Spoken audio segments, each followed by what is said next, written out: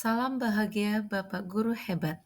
Saya, Margareta SPD, calon guru penggerak Angkatan 9 dari SMP Negeri 1 Bengkayang, Kabupaten Bengkayang, Kalimantan Barat, akan memaparkan tentang aksi nyata modul 1.4. Terima kasih kepada Ibu Milatina sebagai fasilitator dan Ibu Yuliati sebagai pengajar praktik saya. Latar belakang aksi nyata saya di modul 1.4 ini adalah tujuan dari disiplin positif adalah menanamkan motivasi pada murid-murid kita, yaitu untuk menjadi orang yang mereka inginkan dan menghargai diri sendiri dengan nilai-nilai yang mereka percaya. Ketika murid-murid kita memiliki motivasi tersebut, mereka telah memiliki motivasi intrinsik yang berdampak jangka panjang, motivasi yang tidak akan terpengaruh pada adanya hukuman atau hadiah. Seiring dengan kemajuan teknologi yang pesat, tanpa disadari dalam praktek kehidupan sehari-hari, menimbulkan penurunan kebajikan universal, seperti murid kurang sopan, tidak disiplin, acuh tak acuh, dan lain sebagainya. Oleh karena itu, sangat penting dilakukannya aksi nyata penerapan budaya positif di sekolah. Tujuan dari aksi nyata ini adalah pertama, mendidik murid agar senantiasa melaksanakan budaya positif. Dua, menumbuhkan rasa menghargai diri sendiri dan orang lain. Tiga, mengembangkan keaktifan murid di kelas. Empat, menumbuhkan motivasi intrinsik murid. Tolak ukur dari aksi nyata ini adalah terbentuknya keyakinan kelas dan terwujudnya perubahan positif bagi murid dan guru. Lini masa tindakan. Pada minggu yang pertama, saya berkoordinasi dengan kepala sekolah dan meminta dukungan. Pada minggu yang kedua, saya memperkenalkan budaya positif dengan murid, membuat keyakinan kelas, penguatan, refleksi kepada murid.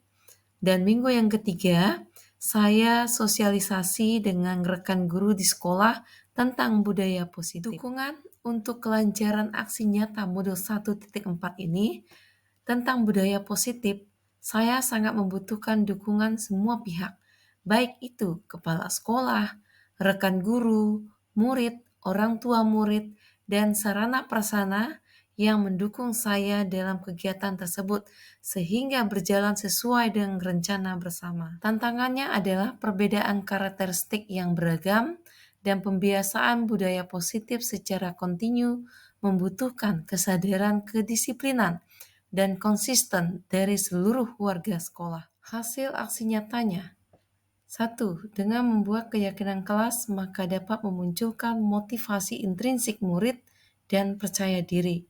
2. Rekan guru juga antusias untuk membuat keyakinan kelas untuk bersama-sama membiasakan budaya positif. Rencana perbaikan pelaksanaan di masa depan. Membuat kesepakatan kelas dengan murid baru di tahun ajaran 2024-2025 yang lebih melibatkan murid secara aktif dengan pengetahuan yang didapat di pendidikan guru penggerak. Berikut ini adalah dokumentasi tentang pelaksanaan keyakinan di kelas. Sebelum kita belajar, jadi kita buat dulu keyakinan kelas seperti apa yang kita harapkan di kelas ini. Ya, apa itu keyakinan kelas?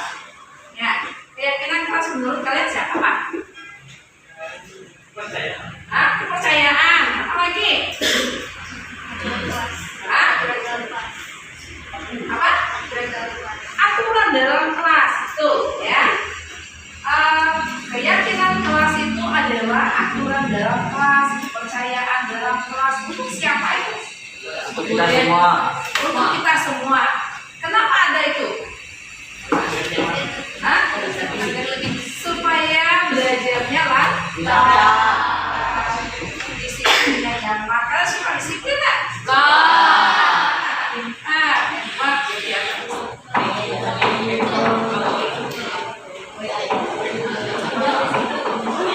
oh sudah. Oke. Oke.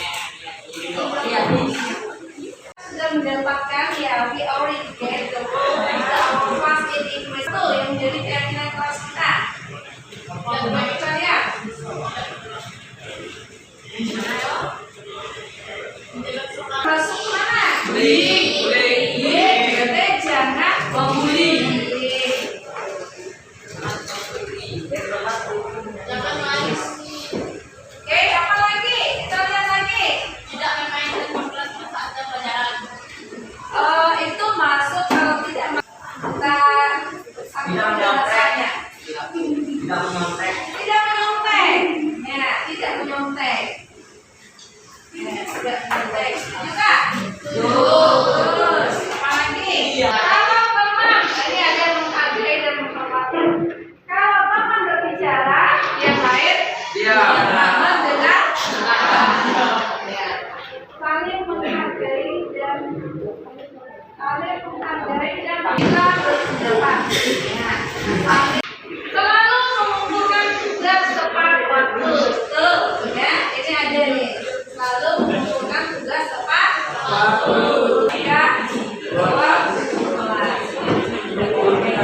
nah, oke, kira-kira itu ya yang menjadi kesepakatan kita.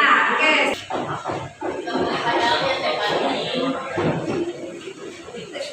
Keyakinan kelas yang pertama, habis dalam kelas, kedua tepat waktu, tiga berpakaian lengkap dan rapi, empat menjaga kebersihan kelas, lima jangan membuli, enam tidak menyontek, tujuh saling menghargai dan dalam berpendapat di kelas, delapan mengerjakan tugas tepat waktu, sembilan senang-senang dalam pelajaran, 10 tidak tidur di kelas, dan 11 disiplin dan kelas. Oke, setuju? Setuju. Kesepakatan kelas kita dalam belajar bahasa Inggris ya. Ya.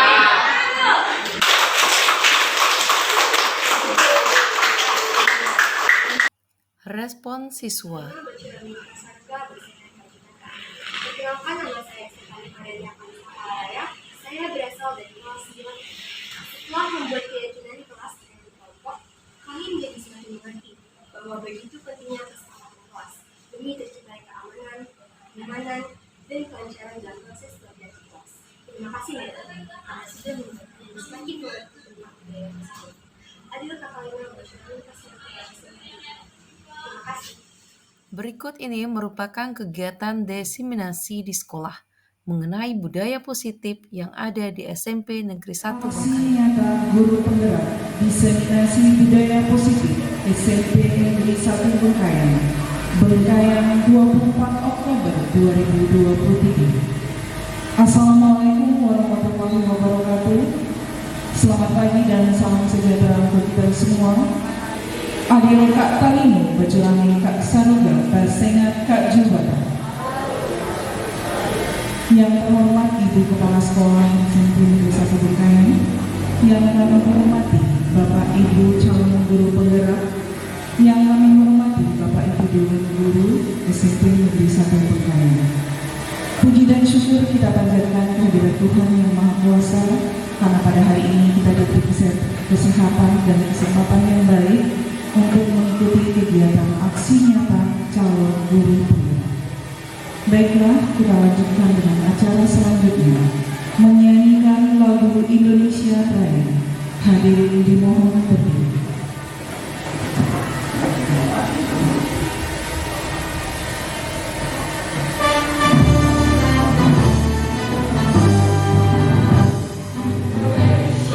Aksi nyata guru penggerak. Puji dan syukur kami haturkan kehadiran-Mu atas berkat, rahmat, dan kasih setia-Mu yang selalu berlimpahkan bagi kami. Pada kesempatan yang baik ini, kami berkumpul di aula ini untuk kegiatan aksi nyata guru penggerak diseminasi budaya positif SMP Negeri 1 Bengkayang. Bapak yang Maha Kasih, sebagai insan yang beriman, kami serahkan seluruh kegiatan sekecil apapun yang kami laksanakan dalam hidup ini, kami serahkan ke dalam tangan-Mu. Biarkanlah buat kuasa-Mu yang bekerja atas kami.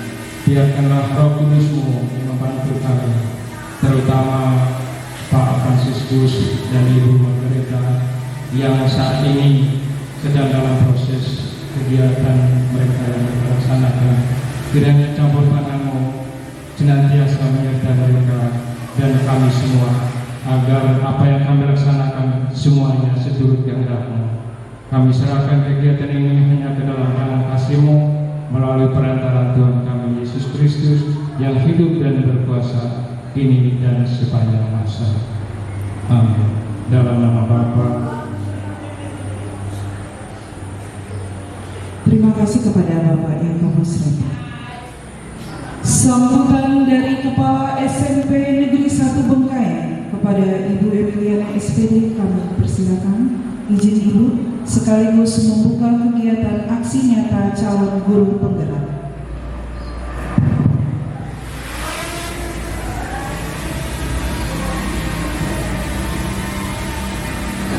Terima kasih saya ucapkan pada pembawa acara yang saya hormati, Bapak Fransiskus dan Ibu Margareta sebagai calon guru penggerak dari SMP Negeri 1 Bengkayang, Bapak Ibu guru yang saya banggakan pada hari ini. Kita patut bersyukur kepada Tuhan Yang Maha Kuasa kita dapat berkumpul di ruangan ini dalam keadaan sehat walafiat tanpa kurang satu apapun.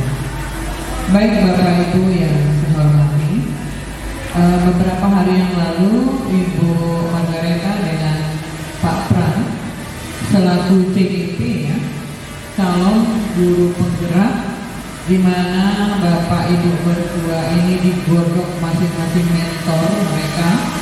Kalau tidak salah saya mentor dari Pak Pran itu adalah Pak Uken ya. Kemudian mentor dari Ibu Margareta itu saya tahu akan tidak tahu namanya. Siapa namanya Bu? Ibu Yulianti ya.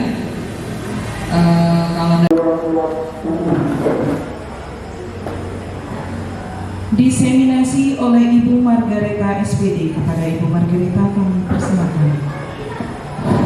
Baik, terima kasih kepada Ibu pembawa acara, yang terhormat Ibu Kepala Sekolah, dan juga yang saya hormati Bapak Ibu Guru, Dewan Guru yang SMP Negeri 1 Bengkayang. Adil kata lima bacuramin kasaroga basengat jubata. Harus. Oke, semangat lagi Bapak Ibu, selamat pagi. Ya, sorry ya suaranya agak parau nih. Ya. Oke, untuk kali ini saya mau Bapak Ibu berdiri dulu ya. Oke. Tepuk 1, tepuk 2, tepuk 3, tepuk 4, ya, tepuk 5, ya, di atas. Baik, SMP 1, yes, ya, oke, sama-sama. Kita ulang lagi. Tepuk 1, tepuk 2, tepuk 3, tepuk 4, tepuk 5. SMP 1? Yes. Oke, baik. Terima kasih. Baik, ya, seperti yang telah disampaikan tadi, ya, sesi pertama itu Pak Pran. Kami adalah angkatan 9. Ini adalah aksi nyata tentang budaya positif. Ya, tentang budaya positif. Ini saya awali dengan pertanyaan, apa sih lakukan? Ya, merupakan perwujudan dari nilai-nilai atau keyakinan yang ada di sekolah kita, ya, yang sudah kita perbaiki dengan baik, ya, disiplin seperti kita masuk sekolah dan sebagainya. Itu adalah budaya positif yang sudah kita terapkan di sekolah kita ini. Oke, untuk itu saya mengajak Bapak Ibu kita semua dari SMP 1 itu melihat dari budaya positif itu semua tadi, konsep inti yang terdapat di dalam budaya positif itu sendiri. Ada 6 konsep inti di sini, yaitu pertama adalah perubahan paradigma belajar. Ya, paradigma belajar. Ya. Yang kedua adalah nilai-nilai kebajikan. Ketiga, motivasi perilaku manusia. Yang keempat, disiplin positif. Kelima, kebutuhan dasar manusia. Dan yang keenam adalah posisi kontrol.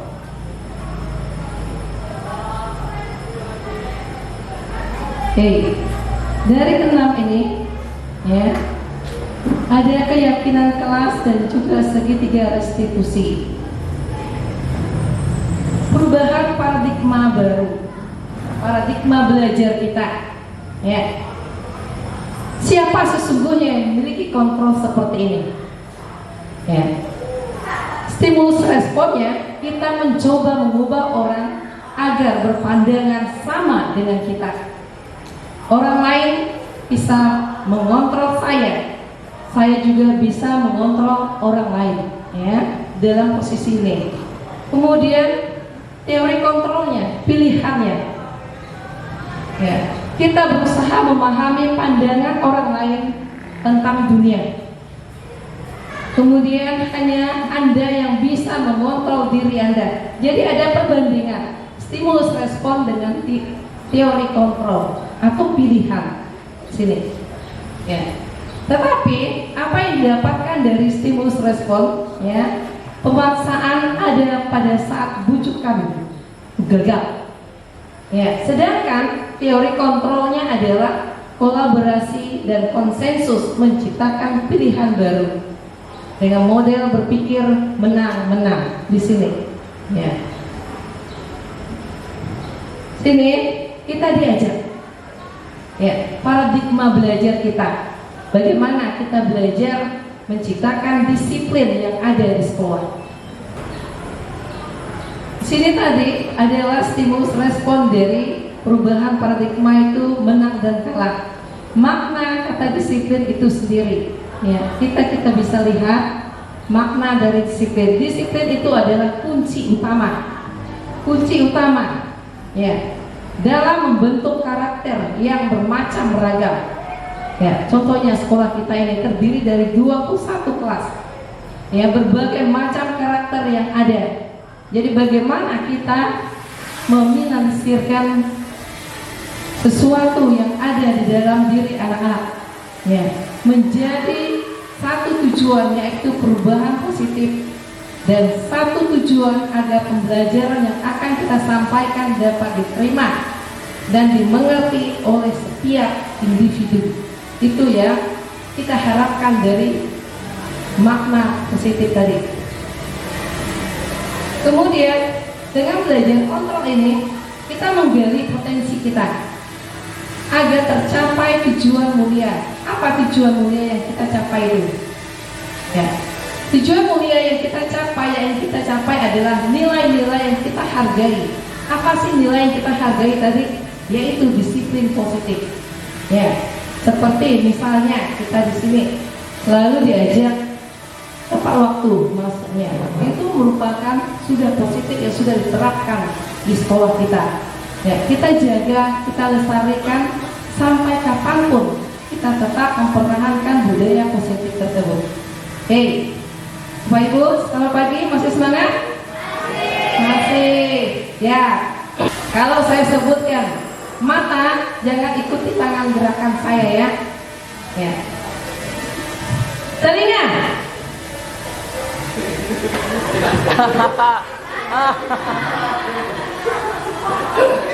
Jadi jangan ikuti gerakan saya. Jadi harus konsentrasi dulu ya. Ulangi. Mulut.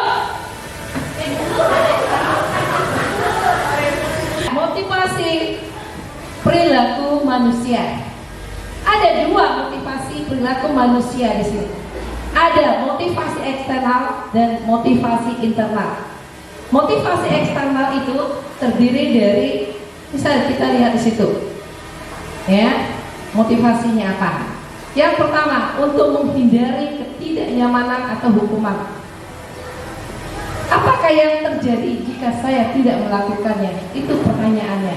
Ya, kita menghindari hukuman. Seperti anak-anak, misalnya, hei, kamu pungut sampah sini. Ya, supaya dari itu dia bisa sembunyi-sembunyi. Dia menghindari hukuman tanpa ada kesadaran dari dirinya itu adalah eksternal, ya. Kemudian yang kedua, untuk mendapatkan imbalan dari orang lain, institusi.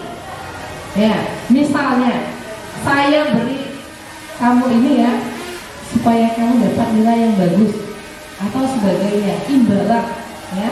Ini apa sih yang dapat saya dapatkan apabila saya tidak melakukan hal ini? Ini adalah pertanyaan-pertanyaan yang harus kita gali dalam pribadi kita sebagai seorang guru. Motivasi internal ini yang diharapkan oleh kita sebagai guru, ya, untuk menjadi diri sendiri. Saya dan juga Bapak Ibu sekalian, ini yang kita harapkan.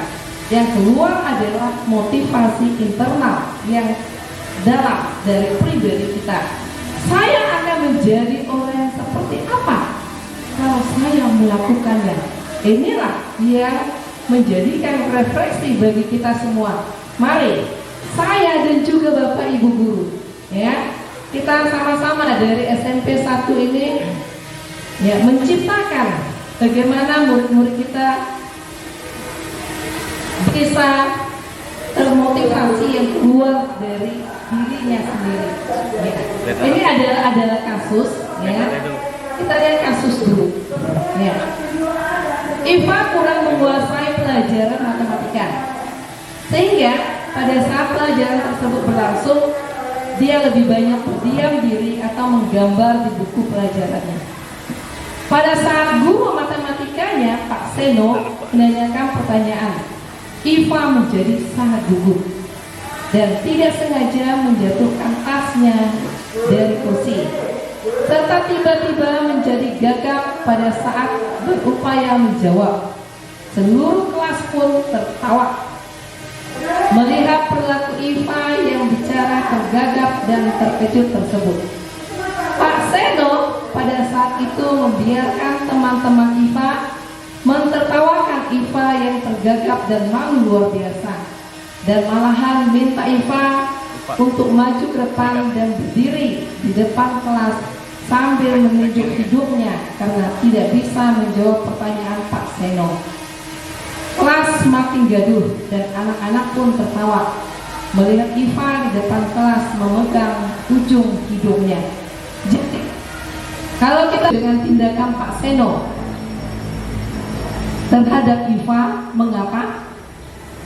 Menurut Anda, tindakan Pak Seno terhadap Iva adalah sebuah hukuman atau konsekuensi? Mengapa? Ya, ini pertanyaan untuk kita semua. Ya, dari pelajaran Pak Seno tadi.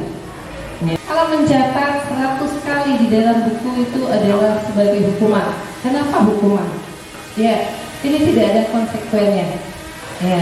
Tidak ada kesepakatan antara guru dan murid, ya. Kemudian lari mengelilingi basket 2 kali karena terlambat mengumpulkan tugas. Itu juga termasuk hukuman. Beda dengan misalnya saat pembelajaran PJOK, ya, saat pembelajaran PJOK dia terlambat, ya, lalu disuruh keliling. Itu adalah termasuk konsekuensi. Karena ada keyakinan kalau mencatat 100 kali di dalam buku itu adalah sebagai hukuman. Oke, perbedaan hukuman dan perbedaan hukuman dengan konsekuensi tadi. Ya. Perbedaannya adalah sesuatu yang meyakinkan harus terjadi. Kalau hukuman harus, ya, paksa. Sedangkan konsekuensi sesuatu harus terjadi. Terjadinya ya secara sadar, ya, dia tahu konsekuensinya apa, dia tahu kesalahannya apa. Kemudian yang kedua, membuat anak sakit fisik. Kalau hukuman, ya, baik itu hatinya dalam jangka waktu lama sakit hati dia, misalnya nih, ya, dia tidak membawa misalnya sesuatu PR yang dia lupa, lalu kita langsung bentak dia di situ, kamu harus ini. Dia, ya, memang saat itu dia kalau hukuman, kamu harus begini. Saat tidak, saya akan skor nilai kamu 1, saya tidak akan beri kamu nilai. Ini adalah hukuman, ya, karena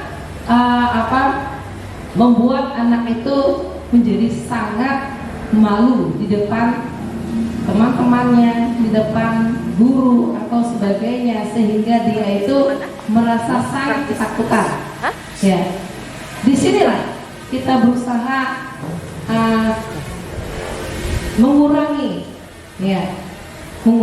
supaya mereka itu benar-benar termotivasi dari internal, ya, yang keluar dari pribadi mereka sendiri. Oke, next. Ya, ini untuk menciptakan supaya hukuman itu dikurangi atau perlahan-lahan, ya, karena mendidik zaman kita dulu beda dengan anak sekarang, sangat jauh beda. Ya, saya pun juga baru sekarang belajar tentang budaya positif ini. Jadi beda. Kita zaman dulu kalau dihukum, kita tidak pernah lapor ke orang tua kita.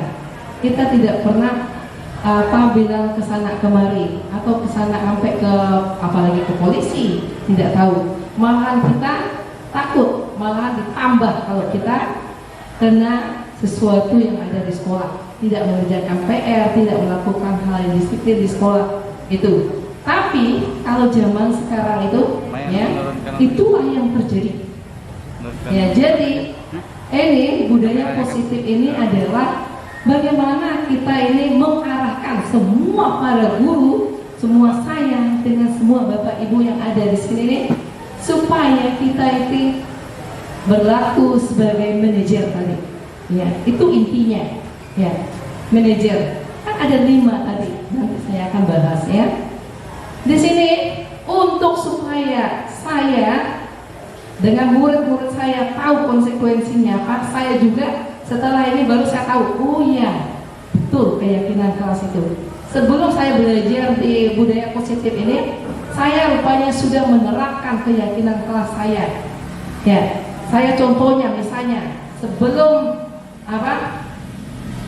tahun ajaran baru masuk pertama itu, setiap kelas saya kasih tahu, nanti kita tepat waktu, ya. Lonceng, medan berjalan, kalian harus berjalan sampai itu. Kalau lambat dari medan 5 menit, kita nyanyikan bahasa Inggris. Ini adalah bukan hukuman, karena ini adalah konsekuensi, karena kesepakatan. Bagaimana anak-anak? Setuju? Setuju. Nah, kita kompromikan, ya, supaya mereka juga tidak menjelekkan kita atau mengecek-ngecek kita atau meremehkan kita. Ya, kita harus ada buat kesepakatan. Yang kedua, saya harus izin ketika keluar kelas. Tidak mantau dan manajer. Yang intinya, ya, kita ini adalah mau ditujukan kepada manajer itu sendiri. Ya. Ya, yang lain kita berusaha kurangi artinya. Ya, diimbangi. Saya sebagai penghukum, bagaimana saya berlaku sebagai pembuat merasa bersalah, tapi harus diimbangi. Oke, next. Ini tadi posisi kontrol yang sudah kita tonton, ya, kita lewati aja, ya, karena kali kita sudah nontonnya, ya. Kebutuhan muridnya. Ya, seperti kita tadi kan kasusnya anak SD, anak TK. Bagaimana kita di SMP? Ya, tidak seperti itu. Ya, ya. Kita lihat ada 5 posisi kontrol restitusi yang harus kita pasti tidak disukai mapelnya. Saya tidak suka nih, bu gurunya ini, bu gurunya begini. Ya, ya, banyak kasus. Ya, oke, next. Bagaimana kita bersikap sebagai pembuat masalah? Posisi pembuat masalah ini adalah suara cenderung lembut, tenang. Yang tadi ditonton Pak Pramukar tadi, ya, dia itu suaranya tenang. Dia bilang, aduh Naren, bagaimana sih nak kamu ini? Ya, itu adalah dia tenang, lembut. Tetapi kata-katanya itu adalah menunjukkan ke anak itu sendiri. Ya, dia bilang apa yang ke akhirnya? kamu nih ya membuat ibu dia nanti dimarah-marah oleh kepala sekolah. Nah itu dia menekankan bahwa dia itu adalah menyalahkan untuk dirinya sendiri. Dia tidak bersenda gurau, tidak emosi, tenang dia bawanya. Kemudian apa yang terjadi? Tercipta identitas diri positif atau berhasil, antara berhasil atau gagal. Oke. Dampak yang kita lakukan adalah murid akan menghitung konsekuensi dan hadiah tanpa memahami sepenuhnya nilai kebajikan yang dituju. Ini misalnya, kita misalnya piket. Ini ya, piket ini. Lalu ada anak-anak yang piket, kemudian ada itu. Nah, ada yang bilang, Bu, saya piket ini nanti ibu kasih saya nilai tinggi ya. Ada aja jawab itu. Ada yang bertanya begitu. Itu adalah kita tidak boleh. Ya. Ini posisi kita sebagai pemantau itu menyelidiki, menangani kasus-kasus. Oke. Jadi supaya dihindari dampaknya, murid akan menghitung konsekuensi yang kita dapatkan. Oke, right, next. Ini adalah yang terakhir yang benar-benar kita harapkan. Ini untuk saya dan juga untuk Bapak Ibu guru, ya, yang ada di SMP 1 ini.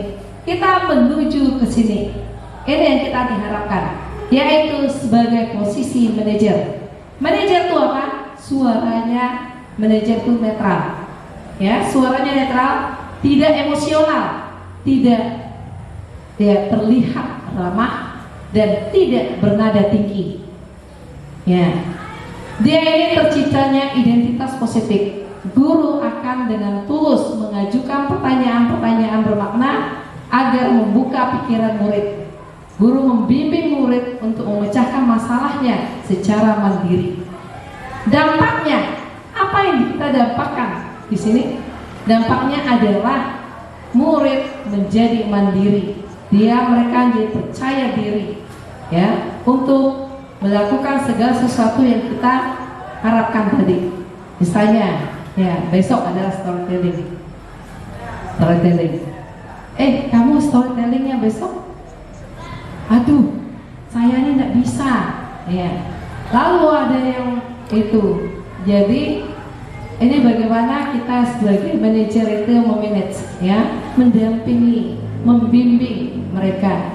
Ya, memang tidak mudah untuk saya dan juga Bapak Ibu guru. Ya, kesabaran kita ada batasnya. Ya, jadi kelima sifat posisi kontrol itu tadi kita memiliki kelima-limanya. Ya, kelima-limanya. Bagaimana kelima ini adalah diresapi oleh kita dan kita, ya, harus yang ditujukan adalah sebagai manajernya. Saya dan Bapak Ibu guru. Oke, baik, next. Ya, ini kita tonton dulu, ya, bagaimana penerapan segitiga restitusi, ya, pemecahan masalah yang dihadapi oleh Ibu dan Bapak. Pada video kali ini kita akan membahas tentang salah satu program disiplin positif yang diterapkan di lingkungan sekolah yang dikenal dengan nama restitusi.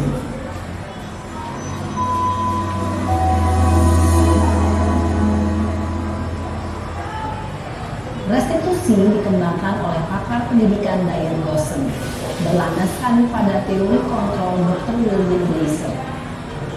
Segitiga restitusi adalah suatu proses dialog yang dijalankan oleh guru atau orang tua agar dapat menghasilkan murid yang mandiri dan bertanggung jawab.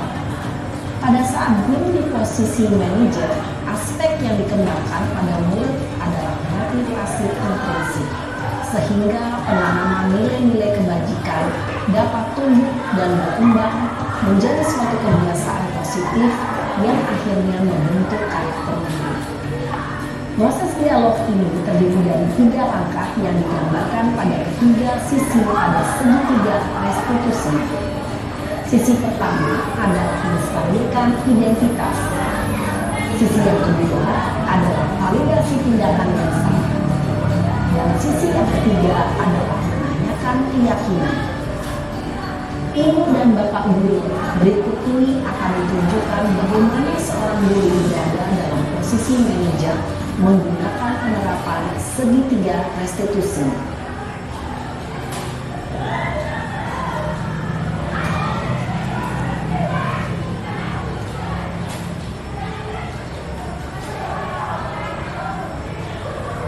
Siang sana.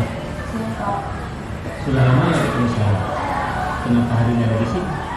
Kesel Pak, kesel banget. Masa aku dikatain tukang fitnah Pak? Ya aku marah lah. Aku balik katain Eka di depan kelas. Kesel banget. Oh begitu.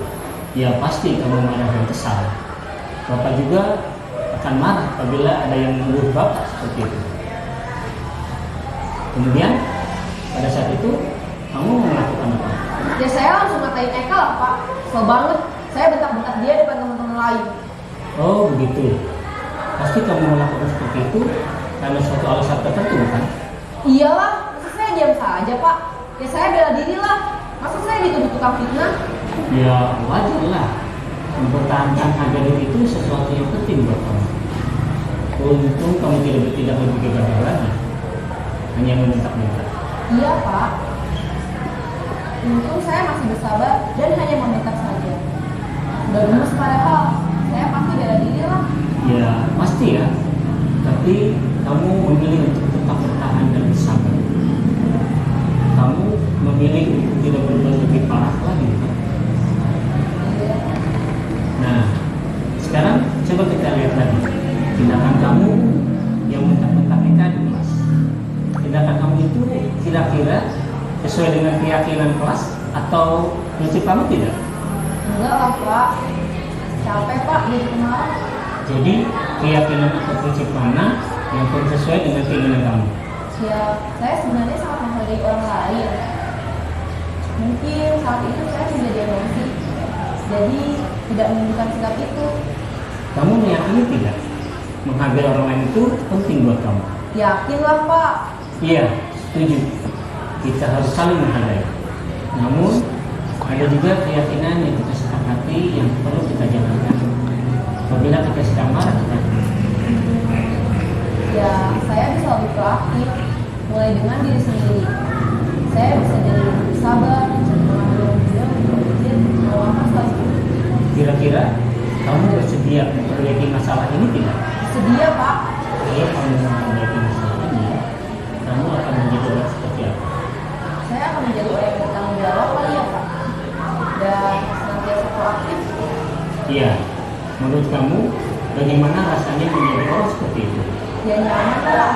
Bangga bisa bersabar dan Baiklah kalau begitu. Yuk kita pikirkan bagaimana memperbaiki masalah ini. Oke, baiklah Bapak Ibu, ini adalah suatu video yang dilakukan ya, terjadinya segitiga restitusi, memecahkan masalah yang dihadapi oleh anak-anak. Banyak sekali ya, di sini pasti Bu Ros sebagai guru BK sudah begitu mapan ya tentang menghadapi persoalan masalah-masalah anak ini ya. Boleh terapkan segitiga restitusi ya. Oke. Ini sisi yang pertama, menstabilkan identitas yang tadi dia tanyakan ya, sampai emosi ya, emosinya si Sarah tadi. Berdasarkan prinsip membuat kesalahan adalah bagian dari proses pembelajaran ya. Pertanyaan-pertanyaan ini berperan menggeser identitas murid dari identitas gagal ke identitas sukses ya. Jangan mengkritik murid yang sedang mengalami identitas gagal ya. Kita bisa mengajukan berbagai macam pertanyaan seperti ini. Membuat kesalahan sesuatu yang wajar ya. Kita sebagai manusia yang lemah ya, pasti banyak kesalahan ya, pasti kita pernah ya ngomong kayak gitu. Itu adalah tindakan kita menstabilkan identitas tadi ya, identitas itu. Jadi manusia tidak ada yang sempurna. Dengan pertanyaan-pertanyaan seperti ini Ini artinya bahwa kita menstabilkan identitas yang terjadi pada saat anak emosi tadi. Ya. Dia emosi-emosi, kalau kita emosi juga bisa hantam berantam di situ. Sama yang terjadi dengan pernah kan yang lihat dengan siapa itu. Ya. Jadi bagaimana kita menstabilkan anak dengan pertanyaan, sadarkan dia dulu, sabarkan dia dulu, dengan pertanyaan yang haus, ya, supaya masuk. Kedua, kita lihat, ya, kita lihat validasi tindakan yang salah. Kesalahan dia tadi, kita tahu kesalahan dia apa tadi, ya. Berdasarkan prinsip setiap perilaku berupaya memenuhi suatu kebutuhan tertentu.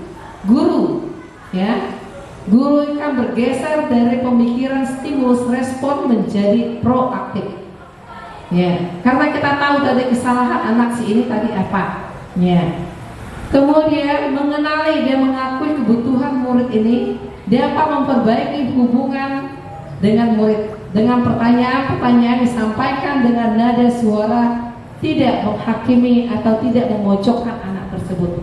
Ya. Ini. Dengan pertanyaan misalnya seperti ini, kamu bisa saja bertindak lebih gegabah lagi kan? Kamu bisa saja tonjok muka dia kan? Kamu bisa saja pukul dia kan? Dan sebagainya. Ini ya, kita adalah validasi dan kita tahu tindakan dia tadi pasti dia membuat begini, pasti dia buat begini, pasti dia melakukan ini. Jadi kita sudah pikirkan. Ya, jadi kita ungkapkan ke dia, pasti dia jawab, iya Pak, iya Bu. Saya itu maunya rasanya itu mau hantam dia berkali-kali, Pak. Emosi saya dengan dia itu. Ini dia akan mengungkapkan segala emosinya, segala sesuatu yang dia mengungkapkan keluar begitu saja. Oke, pernah dialami? Sering, ya. Kita semua sering mengalaminya. Inilah kenapa kita perlu mengenal tentang segitiga restitusi supaya permasalahan itu bisa diselesaikan dengan hati yang jernih. Ya. Kemudian yang ketiga, menanyakan keyakinan. Ya. Dari kesalahan-kesalahan dia tadi, ya, kita tanyakan. Dengan posisi keyakinan ini, teori kontrol mengatakan bahwa pada dasarnya kita termotivasi secara intrinsik. Ya, saat perilaku telah divalidasi dari identitas sukses telah stabil, maka murid telah siap mengaitkan keyakinannya dengan tindakan yang salah dengan berbagai macam pertanyaan, misalnya seperti sebagai keluarga atau kelas apa yang kita yakinkan. Seperti tadi, ya, saya dari awal tahun ajaran baru itu saya sudah buat keyakinan kelas saya. Ya, jika ada yang melanggar, mereka sudah siap. Kalau misalnya dia lihat Medan, lari dia dari ujung sana sampai ke ujung sana. Dia lari kejar saya berlomba masuk ke kelas, ya, sampai dia terpontang-panting dan lari. Dia tahu konsekuensinya apa. Itu tadi, ya, konsekuensinya apa. Jadi dia tahu kesalahan dia tahu apa yang dia akan lakukan. Jadi kita tidak perlu diingatkan setiap saat. Ya, kalau saya sudah datang, mereka sudah beri hormat, beri apa? Kalau ada pertanyaan selalu berkolaborasi dan sebagainya, tidak perlu diingatkan lagi, karena saya sudah menekankan di awal masuk, ya, keyakinan kelas. Mereka sudah tahu. Ya, ini kalau dia sudah lambat, aduh, saya ini mau siapkan lagu apa? Saya sudah terlambat. Ya, dari zaman dulu sudah tahu dia. Ada yang anak memang dia suka nyanyi, dia terus terlambat karena dia mau menunjukkan suaranya ke teman-temannya. Dia mau bergaya, terserah. Karena itu juga kemampuan dia. Dia mau eksplorkan diri. Ini loh kok bakat saya, ini loh kemampuan saya. Saya sih yang penting untuk anak itu mandiri, untuk berkembang, untuk mengembangkan apa kemampuan dia, bakat dia, apa kita luruskan saja. Oke, next. Oke.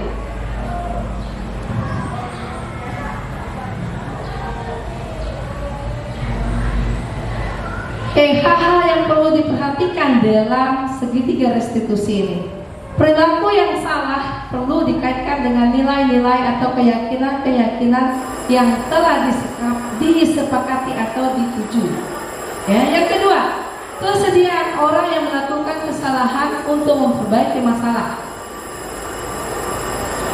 Kemudian yang ketiga, pemecahan masalah sehabis mungkin relevan atau memiliki hubungan dengan masalah yang ada.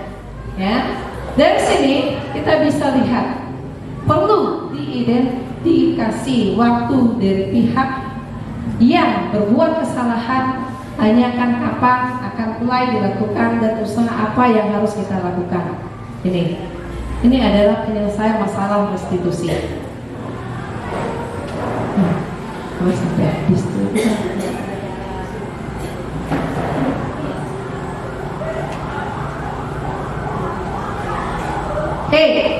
Segitiga restitusi. Segitiga restitusi ini adalah yang tadi menstabilkan identitas. Ya, kita sudah menstabilkan identitas. Teorinya apa? Teorinya itu kita semua akan melakukan hal yang terbaik yang kita lakukan. Yang kedua, validasinya. Tindakan yang salah tadi, semua perilaku memiliki alasannya masing-masing. Kemudian yang ketiga, menanyakan keyakinan, seek the belief. Kita semua memiliki motivasi internal. Semua kita memiliki motivasi internal. Next. Ya, dari segitiga ini kita lihat berdasarkan prinsipnya. Ya, menanyakan keyakinan, validasi tindakan yang salah berdasarkan prinsip setiap perilaku berupaya memenuhi suatu kebutuhan tertentu. Guru akan bergeser demi pemikiran stimulus respon menjadi proaktif. Sehingga apa yang kita dapatkan? Kita mengenali dan mengakui kebutuhan murid, akan memperbaiki hubungan dengan murid itu sendiri. Ya, supaya kita tidak ada nanti dicemoohkan, dendam, dihina atau dibakar, tapi kita dihargai, dihormati, kapanpun, dimanapun. Itulah dia, ya. Baik.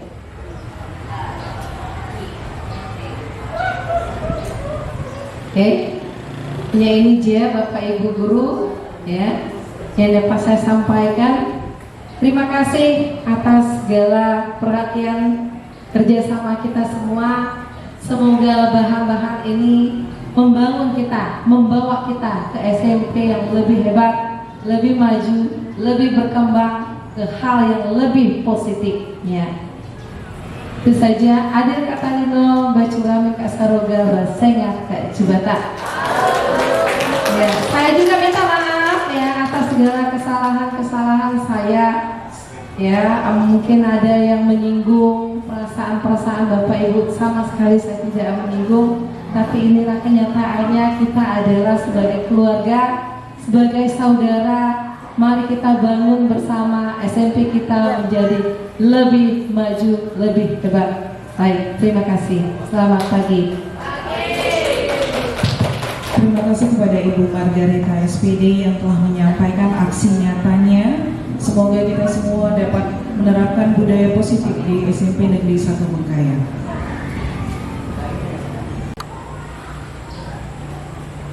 Baik, demikianlah rangkaian kegiatan aksi nyata calon guru penggerak dengan tema diseminasi budaya positif. Semoga budaya positif ini dapat kita terapkan di SMP Negeri 1 Bengkayang. Akhir kata, kami tutup. Baik, kami mengucapkan terima kasih kepada Ibu Kepala Sekolah, calon guru penggerak dan Bapak Ibu guru semua karena telah hadir dalam kegiatan hari ini. Maaf jika ada kesalahan dalam kegiatan hari ini, karena kesempurnaan adalah milik Tuhan Yang Maha Kuasa, kekurangan adalah milik saya sendiri. Assalamualaikum warahmatullahi wabarakatuh. Selamat siang dan salam sejahtera untuk kita semua. Ariel Kak Talino, Bacurami Kak Saruga, Basengat Kak Jubata. Selanjutnya kita foto bersama.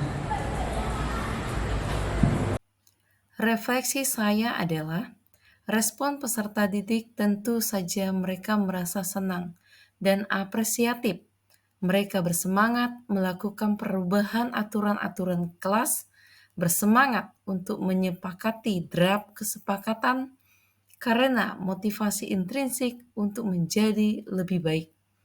Tantangannya adalah masih ada beberapa siswa masih belum bersuara dalam membuat kesepakatan kelas dan mengontrol kelas agar kondusif, fokus dalam kegiatan. Dari pihak guru, ada beberapa yang keluar masuk dan tidak fokus karena diseminasinya langsung dilaksanakan 2 jam sekaligus, mengingat CGP dari sekolah saya ada 2 orang.